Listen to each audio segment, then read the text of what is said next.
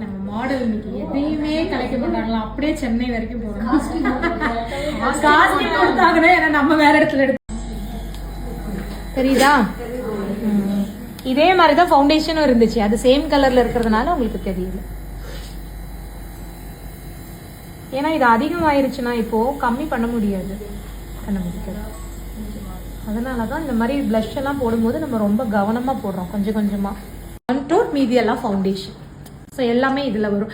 ஏர் பிரஷ்ல வந்து இது மட்டும் தான் பண்ண முடியுமானா எல்லாமே பண்ணலாம். ஏர் பிரஷ்ல நீங்க ஐ ஷேடோ கூட போடலாம். இதே மாதிரி ப்ராடக்ட்டை எடுத்துட்டு ஐப்ரோஸ் ஃபில் பண்ணலாம். பட் நம்ம மேனுவலா பண்ற அளவுக்கு ஃபினிஷிங் கொடுக்க முடியாது.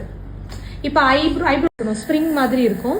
இதை கீழே இழுத்து பிடிச்சிங்கன்னா மட்டும்தான் ப்ராடக்ட் வெளியே வரும். இதை விட்டிங்கன்னா ப்ராடக்ட் வரது ஸ்டாப் ஆயிடும். நம்ம மிஷினை ஒரு முறையும் ஆஃப் பண்ண தேவையில்லை. ப்ராடக்ட் எப்போ வெளியே வரணுமோ இதை இழுத்து பிடிக்கணும். அதே மாதிரி இதை கொஞ்சம் இழுத்து பிடிச்சிங்கன்னா ப்ராடக்ட் கொஞ்சமா வரும்.